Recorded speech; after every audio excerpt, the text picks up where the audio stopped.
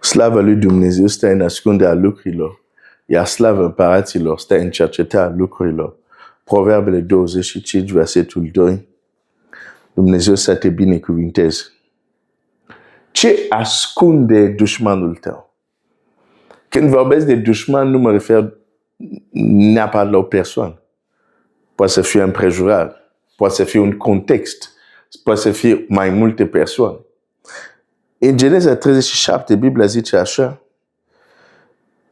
Geneza 37, versetul 3, Israel iubea pe Iosif mai mult decât tot ceilalți frate ai săi, pentru că el născuse la bătrânețe și i-a făcut o haină pestriță. Frații lui au văzut că tatăl lor îl iubea mai mult decât pe ei toți și au început să-l urească, nu puteau să-i spună nicio vorbă prietenească. Împotrivire, ură, chiar în propria lui casă, chiar din partea frații lui. De ce? Pentru că primiseră o haină. Hai să încerc să traduc asta pentru zilele noastre. Când Dumnezeu dă o haină, ceva mai deosebit, la un copil al lui Dumnezeu, la un slujitor al lui Dumnezeu, de obicei o să vezi că în propria lui casă, în propria lui familie, în propria lui biserică,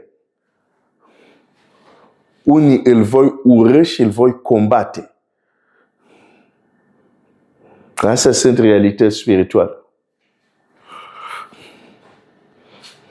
De aceea, asigură-te, fratele meu și sora mea, că lupta ta este Efeseni 6. O să zic asta din nou, mai ales în vremurile care le trăim. Asigură-te că lupta ta e Efeseni 6. Când Pavel zice, m-am luptat lupta cea bună, e Efeseni 6.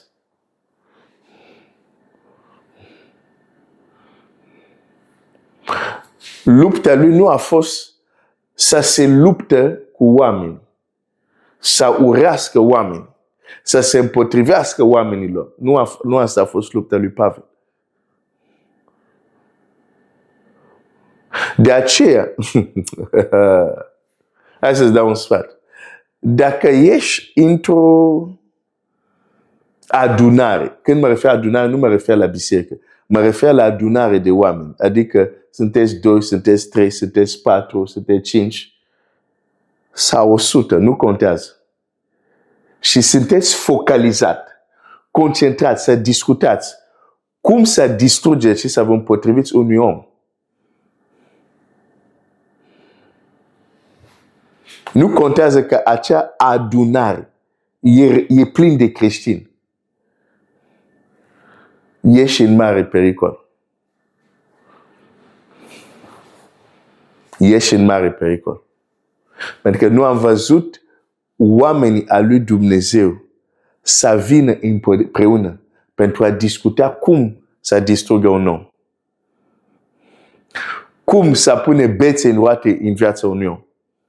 Niciodată n-am văzut asta în Scriptură. Însă ce am văzut, repetând în Scriptură, sunt oameni care s-au adunat pentru a vorbi și a plănui împotrivă unui om ales de Dumnezeu.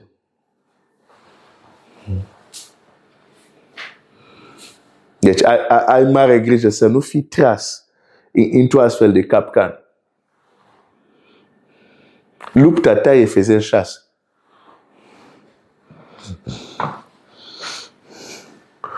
Frații lui l-au urât.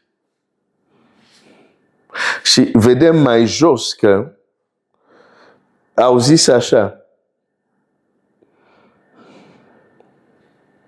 Versetul 19, versetul 18. Ei l-au zărit de departe și până s-a apropiat de ei, s-a sfătuit să-l omoare. Ei au zis unul către altul, iată că vine favoritorul de vise. Veniți acum să-l omorâm și să-l aruncăm într-una din aceste gropi. Vom spune că l-am mâncat o fiară sălbatică și vom vedea ce se va alege de visele lui. Unii dintre voi nu ești atacat că ai primit o haină. Ești atacat că ai primit vise. Dumnezeu a pus în tine niște gânduri. a pus în tine niște idei, dar frații tăi nu le înțeleg sau nu vor să le înțeleagă.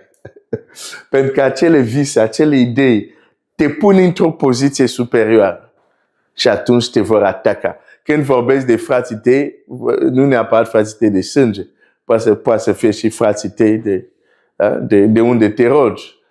În fine, ai înțeles ideea? Au zis, hai. Deci iată o adunare de oameni. Și ei chiar se crede îndreptățiți să facă ce. Hai să-l omorâm, să vedem ce se întâmplă cu visele. Au motivele lor. Dar sunt dușmanii lui, Iosif. Și totuși, ce se ascunde în spatele această dușmanie? Pentru că aș vrea să-ți arăt că miere din leu nu se întâmpla doar la Samson. Și aș vrea să-ți arăt de ce nu ar trebui să ne temem de dușmanii noștri. Trebuie să ne rugăm pentru ei. De ce nu ar trebui să fim intimidat, stopat, blocat de dușmanii noștri? Când vom înțelege că în ei se ascund miere. Pentru că tu știi povestea lui Iosif. După ceva timp, a trecut câțiva ani. Se întâlnește cu frații săi și zice, voi v-ați gândit să-mi faceți rău, dar Dumnezeu a schimbat, a transformat răul în bine. Deci, fără această dușmanie, Iosif nu ajungea în Egipt. Dacă Iosif nu ajungea în Egipt, nu ajungea la Potifar. Apropo, și la Potifar a întâlnit o împotrivire. Că soția lui Potifar a pus ochii pe el și el s-a împotrivit. I-a zis, ok, o să vezi. Este pus în închisoare.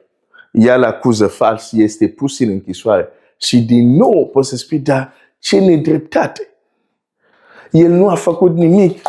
Deja a fost vândut de frații lui și acum parcă cât de cât lucrurile începea să fie bine pentru el și din nou se află la închisoare. Dar de ce a mers la închisoare? Pentru că în închisoare a întâlnit parnicul faraonului. I-a talmacit visul. După ceva timp s-a schimbat în miere. Pentru că într-o zi, parnicul zice, am întâlnit când eram în închisoare un băiat deosebit. El îți dă talmacire. Mergeți și luați-l. L-au scos, l-au barbierit, l-au ras, l-au îmbrăcat, l-au dus la faraon. Faraon spune visul, el duce talmacirea. Și dintr-o zi, o promoție de nevăzut, o promoție de neauzit, de la închisoare la tron. Faraon zice, nimic nu se va face în Egipt decât prin tine. De la închisoare la conducerea țării. Ce miere dulce! Da, dar această miere s-a format într-o carcasă numită împotrivire, dușmanie, ură.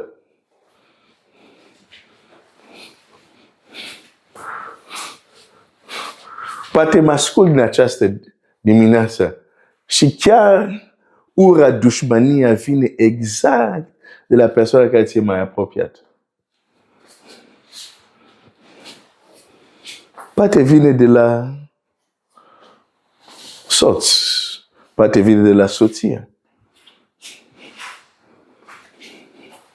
Dacă este din cauza convingerii tale pentru Dumnezeu, dacă este din cauza dragostea ta pentru Dumnezeu, să ne înțelegem, nu din alte cauze, nu din alte probleme care ni le facem noi.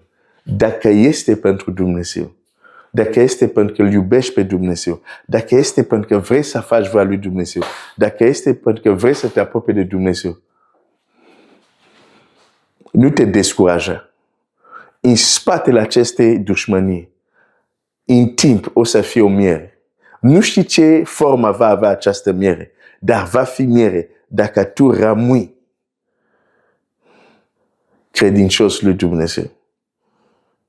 Pentru că Iosif, în tot ce s-a întâmplat rău, Biblia zicea și Dumnezeu era cu el. Asta îmi spune Iosif a rămas credincios lui Dumnezeu. Să fii bătut, dezbrăcat, bătut de proprii tăi frați, vândut ca și sclav. Iosif putea să dezvolte amarăciune, putea să fie un om plin de ură, plin de dorință de răzbunare, dar nu. A rămas credincios și Dumnezeu era cu el. Și tu rămâne credincios și Dumnezeu va fi cu tine. Și acea ură, acea împotrivire, nu știu cum, dar într-o zi se va schimba în miere. Tu crezi că i-a fost ușor lui să fie vândut ca un sclav când era preferatul tatălui său acasă? Crezi că i-a fost ușor după ce totuși ajunge la Potifar, se duce din nou la închisoare? Dar când mierea a venit de la închisoare la tron, tu doar rămâi credincios. Ce va încerca Satana să facă? E să pună amarăciune în inima ta. E să pună ură în inima ta. Pentru că știi că în această stare vei greși. Pentru că n-ai cum să ai o inimă într-o stare rea și să faci fapte bune. Vei acționa greșit. Și atunci vei face să întârzi sau vei face să nu apară momentul unde din leul iese miere. Așa că roagă-te. Roagă-te pentru ei, roagă-te ca inima ta să rămână curată înaintea lui Dumnezeu. Asta e cea mai sigură poziție pentru tine și cea mai periculoasă poziție pentru dușmanii tăi. Adică să vină împotriva ta și tu să rămâi cu inima curată. E doar vorba de timp. Și din leu vei vedea că Dumnezeu ascundea miere. Dumnezeu să te binecuvinteze.